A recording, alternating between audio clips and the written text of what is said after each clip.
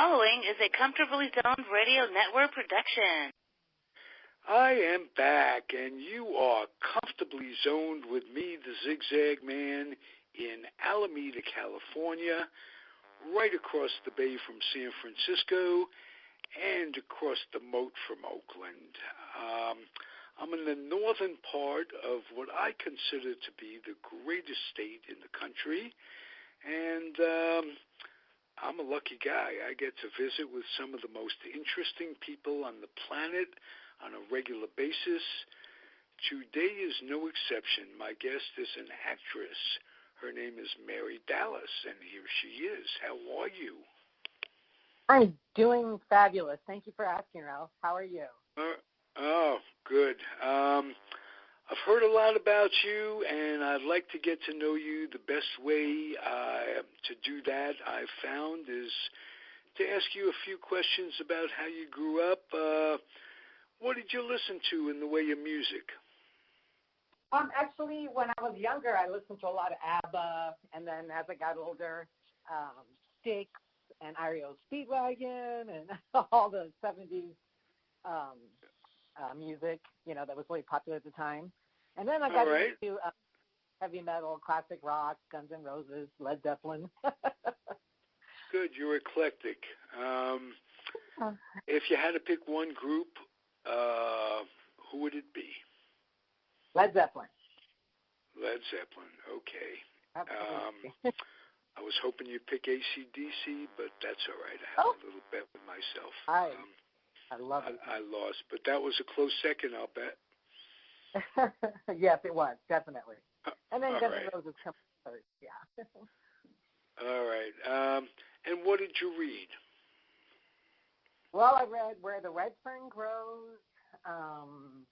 That really had me in tears, I tell you. That book was something. And then a bunch of horror books like Funhouse and Dead and Buried, and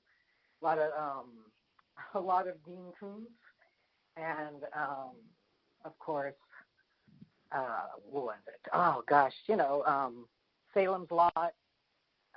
Just really, kind of dark books, I guess. Okay, and this is the most important question for an actor or an actress. Who influenced you the most? Could be an actor, could be an actress. It doesn't. But as far as getting into the biz, who influenced you the most? Actually, it was the boys from Supernatural, Jensen Ackles and Jared Padalecki. Watching that show it inspired me. Their acting abilities was amazing to me. And I thought, I want to do that. I would love to guest star on that show. And then all of a sudden, I just, took off with that. Mm-hmm. Well, as anyone knows, it takes training to go from point A to point B. Where did you get your initial acting experience in school? No, actually, I did. It wasn't a play. I only had one line though. It was it's called It's Bigfoot, and me and two other girls, me and my best friend and another girl, we had each gosh golly G. I said G. That was the first acting I ever had, and that was in junior high school. But yeah, I didn't start until way later in life. Like I was 48. I started doing background. Okay. That's why I'm interested. People I'm 72 now, and it's never too late to do what you want to do in life. Never. And I admire the people who go for it, if you will. And you're one of those. When you decided that this was going to be for you, how did you set up maybe a planned? How did you market yourself? Well, to be honest, at first I had no idea what to do. I thought, I'm just going to, I'm going to ask someone who knows, someone who's successful. And for some reason, I just happened to see Chad Michael Murray on something, and I messaged him on Twitter. And I said, I really would love to follow my passion, my dream to become an actress. Do you have any advice? and he suggested doing background, and he suggested uncut casting, which they deal with all background gigs. And he actually referred me to uncut casting. So I contacted them and told them I was referred by Chad Michael Murray, which was a really good referral. And so, yeah, they signed me, and I started going out on background gigs, but I had no acting experience whatsoever. I was in the background on Grey's Anatomy, Glee, a couple of Lifetime movies, and then Mr. Ben Haggerty, he's the lead. He's Macklemore. I'm sure you've heard of Macklemore. I sure have. Lewis. Yeah, he actually picked me to co-star in his music video. Wow. And yeah, I thought to myself, okay, I'm 48. Why does a rapper want me in his music video? But I played trailer trash, you know what I mean, or whatever they want to call it. I just played like a really trashy kind of woman. I was wearing an outfit that was way too small. I never even dressed like that when I was young and hot. But I don't know how it happened, but he cast me in it. They flew me to Seattle. It was amazing. Wow! And you got a SAG card and what have you? No, actually, I'm SAG eligible, but I was cast in this hilarious web series called Barbie Rehab, and now I'm in season 2. We've been picked up by Amazon. It's just incredible. I'm over the moon excited. Yeah. That's and terrific. I did a movie. I did a short film with Basil Hoffman. I don't know if you're familiar with him. You would know who saw him. Yeah. But yeah, and it's going through the short film festivals right now. So that's exciting. Good. And do you have representation? I do. Top Priority Group is Tommy Ibarra. He's amazing. I mean, if it wasn't for him, I wouldn't be here today, where I'm at today. Okay. Yeah. Now, if somebody was interested in you at all, how would they get in touch with you? I know you're on Facebook. Yes. Tell us how to find you. Oh, sure. They can contact me private message on Facebook. Absolutely. Mm-hmm. Beautiful. What are your aspirations? What are your goals and aspirations? Well, I would love to be able to just do acting full time and have it support myself that way. This is what I'm hoping is going to happen. Like most of us in life, we all have day jobs. And what's yours? What do you do to keep going? Well, I'm Greek. I'm like 100% Greek. My family's Greek. We have restaurants. Is that a day job, being Greek? Well, when you're Greek, we all have restaurants, so yeah. Oh, okay. that explains it. My imagination was going crazy there. I thought, wow, how do you put? If you got a job being Greek, you could imagine what a job I'd get being Jewish. Oh, can you imagine? Oh, being Greek is a definite selling point for my career. I'll tell you that. Oh, I could imagine. My mate, my sweetie, is a former belly dancer. Took belly dancing very seriously. Restaurant? Yeah. Mm-hmm. What? Pardon me? Yeah, that's talent. My dad had a Greek restaurant one time, and they had a belly dancer. We used to come in on a regular basis. It's pretty amazing. Yes, absolutely. And as I look around the 420 studio, it's decorated by all of her wares when she danced, and she loved it. It was a passion. What was your passion as a kid? If you didn't go into acting, what would it be? I really didn't have one.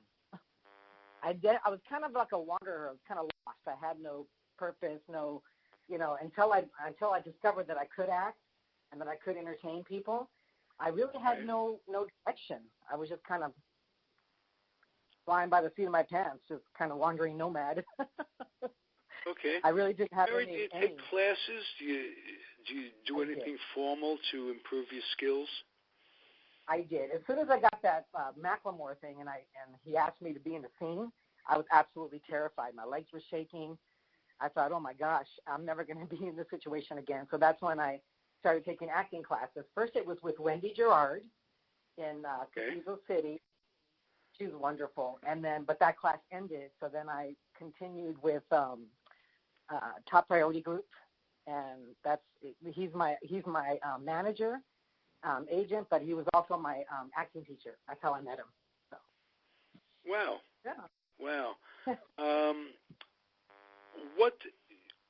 When you think back, what do you think would have happened had you gotten into acting earlier in life?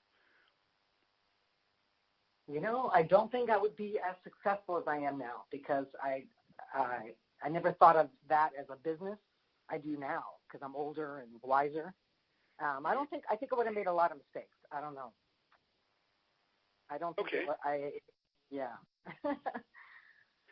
I tried. My final question, Mary. Okay.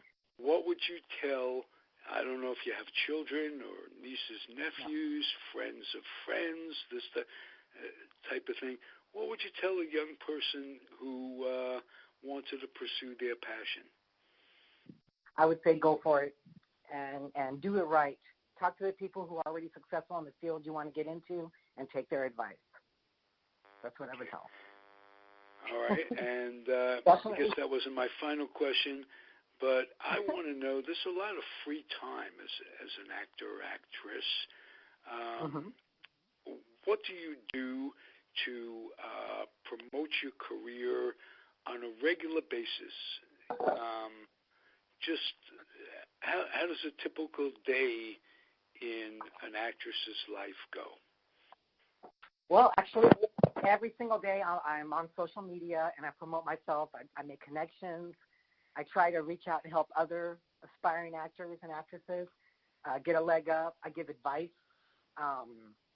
But for the most part, I try to make connections and try to get my... a lot of it is networking, isn't it? Yes, it absolutely is. It absolutely is. Yeah. Okay. It's very important. Personable, and you've got a certain charm about you, and I really enjoy getting to know you. Thank you, Ralph. I appreciate you asking me to be on your show. That's an honor. I appreciate that very much.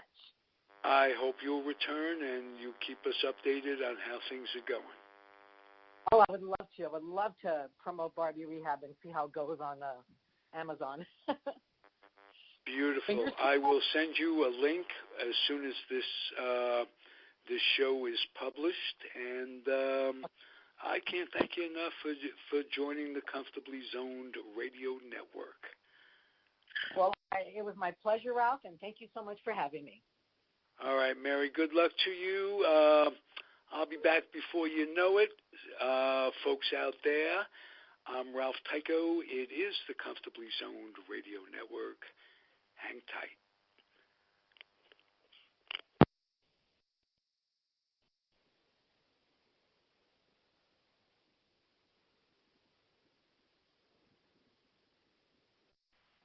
I am back, and you are comfortably zoned with me, the Zig Zag Man, in Alameda, California, right across the bay from San Francisco and across the moat from Oakland.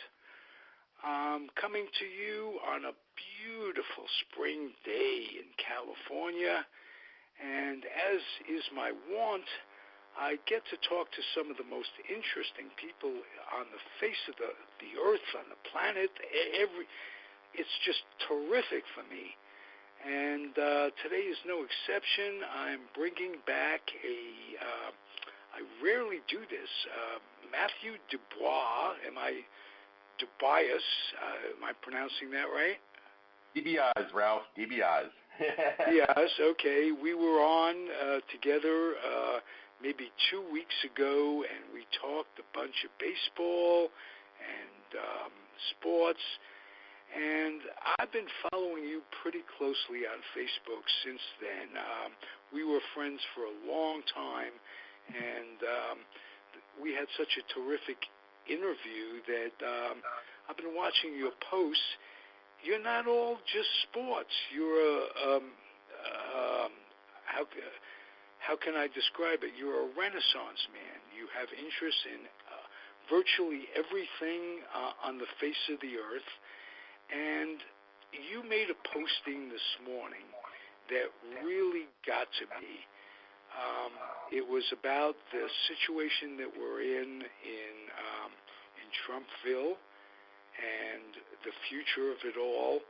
And it's, if you're ready for this out there, I'm going to have Matthew paraphrase it. It isn't necessarily a pretty picture, but it's a pragmatic post, and we need some reality. This is not going well for us as a society, and democracy is in peril. Can you elaborate on that, please, Matthew DiBiase? Well, with these attacks, the mosque attacks, all of which, the killer was inspired by the current occupant at 1600 Pennsylvania Avenue. You're seeing this rise in right-wing vigilante violence. You had the synagogue shootings, months ago. You had the synagogue shootings. Now a mosque is being shot up. You're seeing an increase in right-wing extremism. People being attacked, places being attacked, and you're creating we're going step by step towards a fascist state, kind of like Nazi Germany 80 years ago. It's just civil liberties are being threatened, civil rights are being threatened, people are being threatened, innocent people, men, women, children, all are being threatened by this approaching oppression here.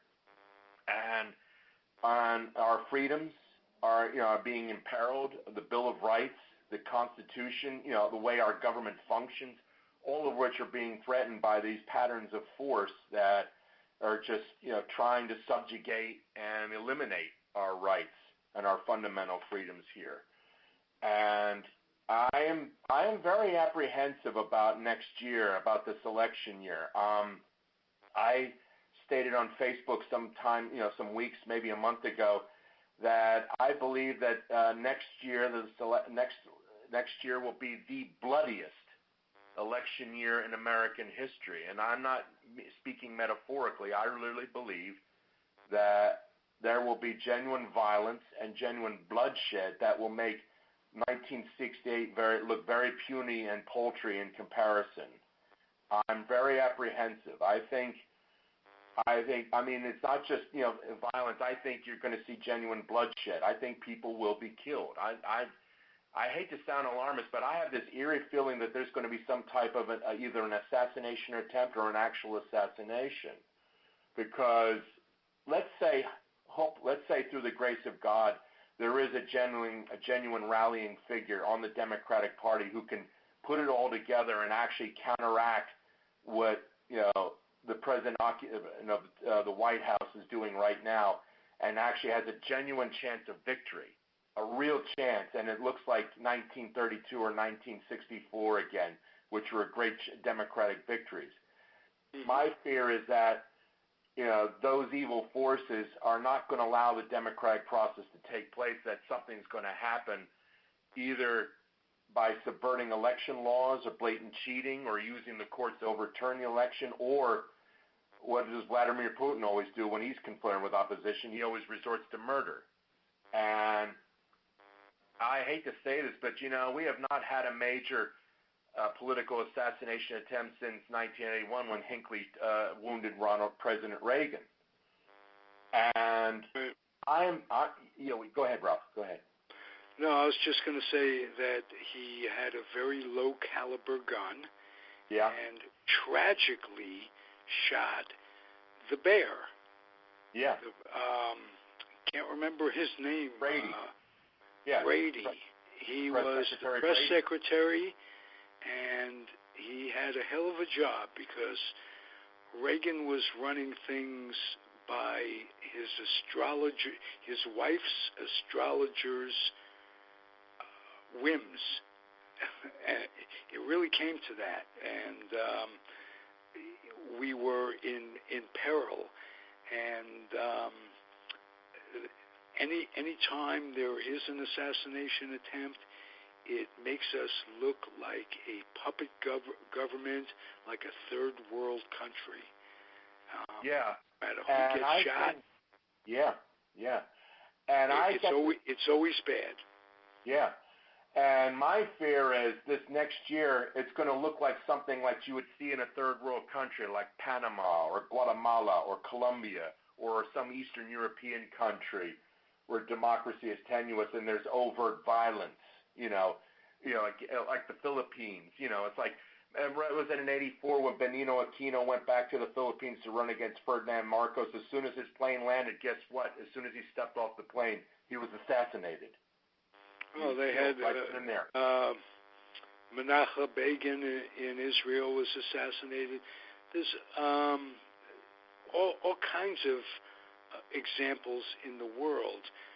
What scares me, and this got me in my gut the other day, when Cohen testifies before Congress. And I tend to think that he was as close to the president as anybody in his lifestyle, family excluded. But in terms of knowing what went on in his head, Cohen is the guy. He's a liar, but the president's a liar. My point is, he makes a statement that says he's afraid that if Trump is defeated in the election, he won't leave office peacefully. And Trump makes a statement this week. He's got the bikers, the policemen, and the military on his side. Well, he's delusional. He doesn't have the military on his side. The National Guard, the military, they're not going to come out and defend him from staying in office, but the bikers and the rednecks, the neo-Nazis of this country, and they're coming out. They're fascist pigs, and they're coming out. He does have those people under his thumb. All that's going on this week, his popularity, his poll numbers have risen. So I share your fear. That's my point. I know. And in a sense, it's kind of weird.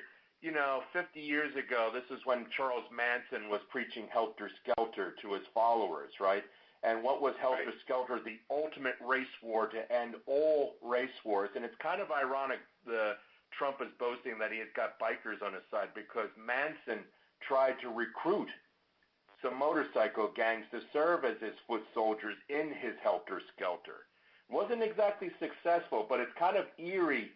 And here's another thing about Manson. Manson worshipped Hitler. Really? When the cops were investigating the matter and they were talking to family members, the prosecutor, Bugliosi, it's in the book Helter Skelter, he asked a Manson family member what was Manson's attitude towards Hitler, because he saw like magazines about the Nazis and all that. And this family member told Bugliosi, he said, this is what Charlie said, and I quote, Charlie said, Hitler was a tuned-in guy who leveled the karma of the Jews. And Bugliosi said it chilled him to his bones. And, and it just, and you hear Trump, Bo's bragging he's got bikers on his side. And it's eerie. I mean, we're closer now to a race war than we've ever been. And it's kind of like, Charles Manson is dead, and yet Mansonism is still alive and well and residing at 1600 Pennsylvania Avenue. And it's not funny. It's not funny at all. My biggest fear, too, is that the Democrats are so inept, they won't win the election. I know. I'm apprehensive as well. You've got all these people in, but the thing is, can they all sleep in the same bed together? Can they unite behind one person and stay united? Because, if you use the analogy that Trump is Hitler, and I like to use that analogy a lot, then what you need is a Winston Churchill who can rally this country and inspire, enough Americans to overthrow this fascist takeover of this country. That's what is needed. You need a Churchillian figure, like Britain did in 1940. And the thing is, I just don't know. I don't know. I'm still.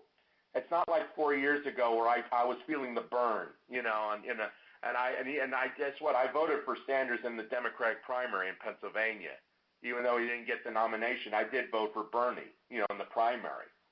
Well, I voted for Bernie in the primary in California, and then it turns out that the Democratic National, their club, whatever it is, DNC, they just fixed the primaries. Bernie got screwed out of it. I wasn't faced with not voting for Hillary because it didn't matter that I didn't not vote for Hillary in California. She had it locked up. So I wasn't. But in Pennsylvania, what do you do in a case like that? What did you do? I voted for Bernie because you can't really cross over. You got to vote within your party, and it's not that I have much against Hillary. I like them both. No, I know. I mean, in the election, did you vote for Hillary in the election? Because the idea of voting for Trump is it's blasphemous. It was utter blasphemy, and horror of horrors, the ultimate horror did happen. And and right now this whole country staring at the abyss. And it was what Nietzsche said, it doesn't, either it blinks back or one day it's going to blink back at us. And I'm afraid it's going to blink back at us next year.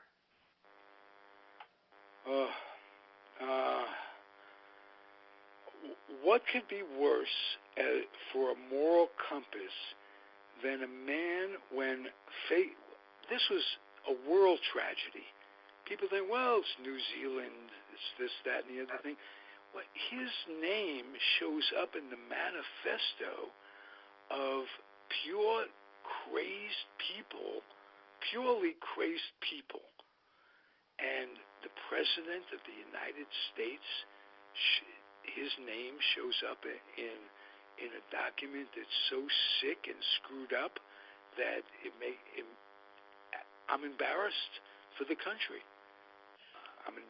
I did a lot of thinking, and I cannot think of any other president whose name was invoked to justify mass murder. Not even Richard Nixon on his worst day.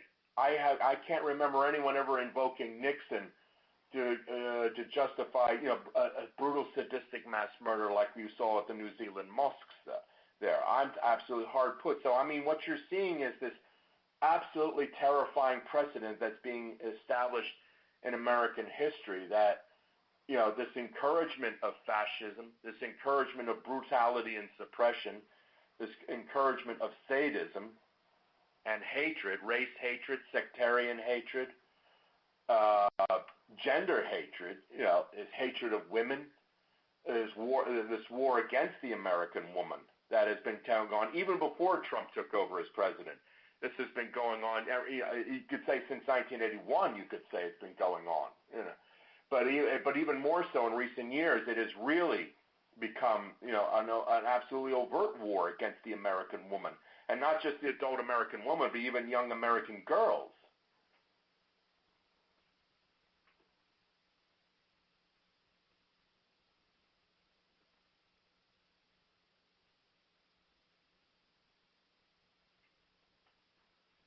The host has joined the conference. Hey, I got cut off. Sorry, Ralph. All right, so I'm going to push another button and reconnect us. All right, Helter Skelter comes to podcast radio in the form of the Technology Demon. I'm back with Matthew. I got cut off. And here we go again. Matthew, you were saying. Yeah, I mean, there's been this war against the American woman, and all of that.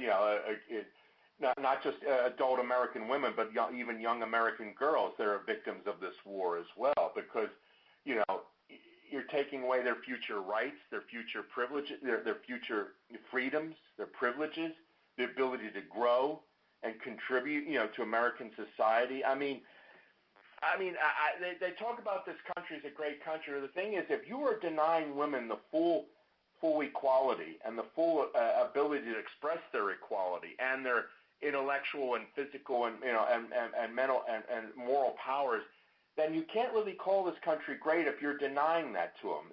Economic opportunity, political opportunity. I've often posed this question to people. Popular in terms of gender, it's always 50-50, half and half. Well, what would our politics be like if the House of Representatives and the U.S. Senate was genuinely 50-50? In other words, it was half male and half female. Would these policies that are going on today, this worthless gridlock, this blatant insensitivity and blatant hatred that's going on in the halls, our legislative halls, would actually still be taking place? How much of a difference would it be if half the membership of the House and Senate was female? How different would our discourse would be? Would this gridlock still stand, or would it be different and maybe better, much better in a sense? There would be less hatred and actually more ability to be bipartisan and to compromise. That's my rhetorical question. That is a very good question, and my response is, given that women didn't get the rights to vote until after my mother was born, yep, that in itself set us back as a culture irreparably. How long is it going to take to catch up to the point where women are being paid more than 75% of what men make on the average for doing the same job? Yep. Why? Because, quote, men have families to feed. That's what it was at the beginning. And business has never accepted the fact that women have families to feed as well. Yep. And we need that. We also have to remember that the country was founded by slave owners, and their basic tenet was imperialism, first with the Native Americans, and then they started expanding. So for us to think of this country as getting back to our greatness, I contend we were better than most in the world, but not really great. How great is a country who can be divided by a civil war? How great is a country that owns slaves? Yeah. How great is a country that took maybe 6 years too long to get involved in what was going on in Germany? I know. Well, it's like Ken Burns' Civil War, the very last scene in the Civil War is Shelby Foote, and I always loved it. It's my favorite part. He says, and I quote, he said, "We consider ourselves to be a wholly superior people, but if we were as superior as we claim to be, we would never have fought the Civil War. But we did fight that war, and therefore it is the most American of all wars, and our generals are the greatest generals of all time." And it's the way he put it. It's very much in keeping with the American spirit and the American character. And I always loved that little turn of phrase. It's got to be like he said. If we were superior as we claim to be, we would not have fought this thing, but we did fight it.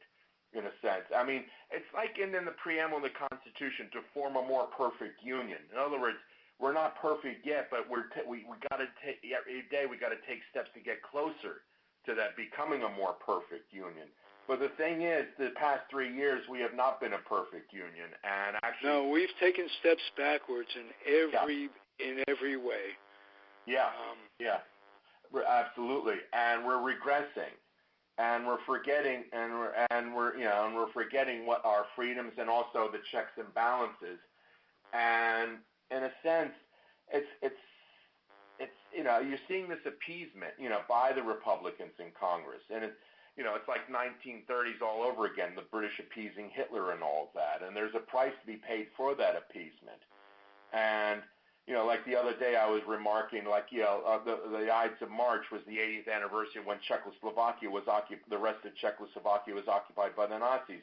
And the reason why that happened is that the British and the French did nothing to stop that. Nothing at all. And so for the next 50 years, the people of Czechoslovakia, Czechs, Bohemians, Moravians, Ruthenians, Slovaks, and other peoples were subjugated first by the Nazis and then by Soviet Russia.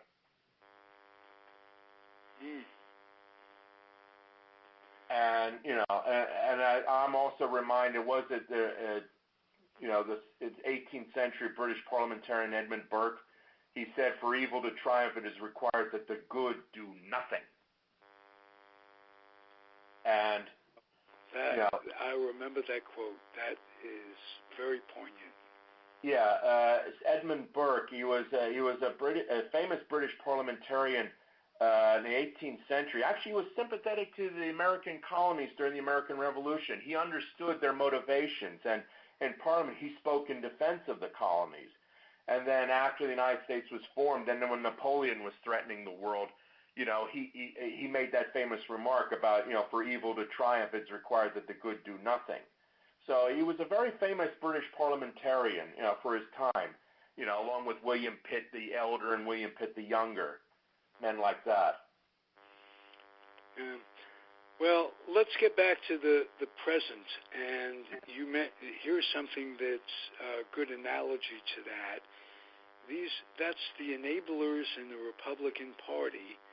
They consider themselves good, and they really know deep down that Trump is bad, but they're doing nothing because they're either protecting their own place in the Republican Party, or they just don't care enough.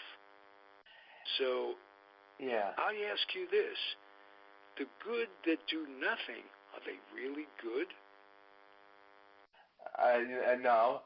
My take on the GOP is this: I think they hate Trump personally, privately and personally. They don't like him. But at the same time, though, this repression of civil rights and individual rights, I think would still have taken place even if Trump had not been president, because you were still seeing this rollback during the George W. Bush administration with the Patriot Act, which allowed the government to do enormous invasion of people's privacy. So I think you're seeing these forces that were taking place far before Trump even declared himself a candidate. In a sense, they approve of the overall goal of repression, oppressing minority rights, or oppressing women's rights, destroying education, destroying health care, destroying Social Security. Those have always been their goals.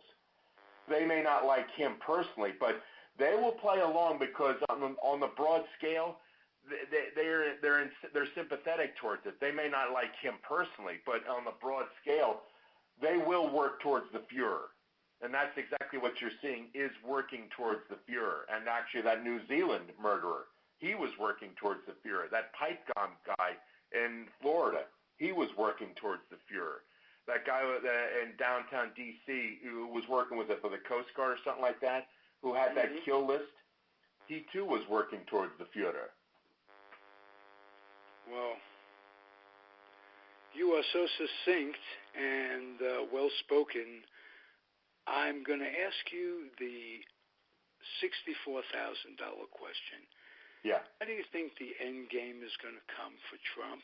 It may be that he's reelected, but somehow all these suits, all these allegations, all the tax problems, all the finagling, it's got to come to an end some way. How do you think it's going to come? There will be no impeachment. The votes are simply not there. Even Nancy, Speaker Pelosi made a comment. She knows that they're not talking impeachment because she knows there's not going to be. You can't get the 2/3 necessary. Therefore, if you can't get 2/3, then it's a waste of time, like it was 20 years ago when they. How could she say that before the Mueller report comes out?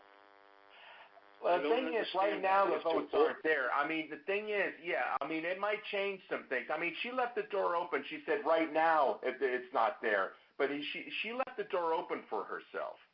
But the thing is, even if it comes out, the Mueller report comes out, and it's real devastating, I just don't see the Republicans just doing it. I don't see that happen. I think they want to go down with the ship. They're going to stand with him because I think they're more afraid of him than they're afraid of reality. I think the Russian money, it wasn't just Russian money propping Trump up. I think there's a lot of Russian money propping up most of the Republicans in Congress. At least 80% of it was propped up by Russian money. And I think that's why you see that stony cold silence amongst the Senate Republicans with regards to the Mueller revelations, because they're afraid. Because I think if they start digging real deeper, you realize it wasn't just Trump being propped up by the Russians. It was almost all the GOP.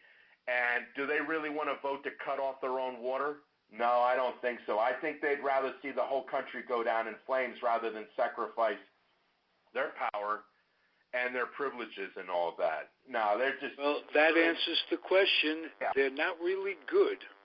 Yeah, no, they're not. No. I mean, absolute the triumph of amorality over humanity. You know, there is no love of the Constitution anymore. It's just expediency. It's like the dying days of the Roman Republic, you know, in the time of Caesar and Pompey.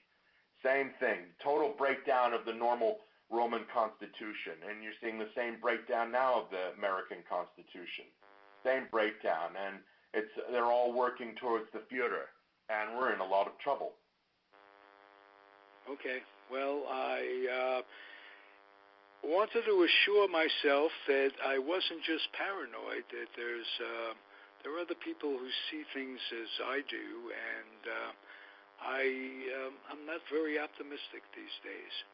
No, neither am I. I think, let's say, my fear is this. Let's say when it come election day next year, the Democrats win, but it's simply by the hinge of fate of one state. Let's say it's one state, a key, like it was in 2004 when Bush, he had to take Ohio to beat Kerry, and he did by a very narrow margin. If it hinges on the results of one state, it would not surprise me if Trump sues in court, takes it all the way to the Supreme Court, where he's got 5 conservative justices, and just as in the year 2000, they overturn the results and give it to Trump. It would not surprise me at all. In fact, I'm frankly predicting that. I am predicting it. I'm hoping that if the Democrats win, it's got to be substantive in the Electoral College, where he would need to overturn not one state but several states, to steal it that way. The thing is, he probably would do it anyway, even if he does need multiple states. He'll do it, and he will not give it up. And I think he'll use violence. Either he uses troops to take over the halls of Congress, or he commandeers the ballot boxes and just destroys the results. It's going to be extremely ugly. And like Michael Cohen said, he will not go gentle into the good night. No. Well, I can't say I'm any happier than I was before the podcast, but you know what? Ignorance is bliss. And I know. but knowledge is power. Yeah. So knowing it doesn't have to be the booby prize. Yeah. So I think I help myself and I help my audience just to put things into perspective. Yeah. And we've got to mobilize, and we've got to do something. We've got to use the power of the ballot. We've got to do everything we can to stop this madness, this murdering madness, because innocent people are being killed, and they will be killed if this madness continues. All right, Matthew. This was a terrific show again. You're more than just sports. How about that? Thank you, Ralph. You take care, man. I hope you'll come back again, and we'll keep updating the folk. We got to do it, man. We got to do it. All right. Thanks for being my Facebook friend, and welcome to the Comfortably Zoned Radio Network. Thanks, Ralph. Adios, Matthew. Adios, everybody. Thanks for listening. One more thing. Give you a little bit of advice, something you could keep your mind on. I've done this, and I've closed many shows with this expression. I implore you, to keep your dreams wet, keep your humor dry, and keep your kids off the laps of clerics that wear dresses. I think that will improve your life. And even if you don't do all three, 2 out of 3, you're on the right path. Adios, everybody. I'll be back at you soon. Thank you, Mary Dallas, for being my first guest on the Comfortably Zoned Radio Network podcast on Monday. Thanks again. All right.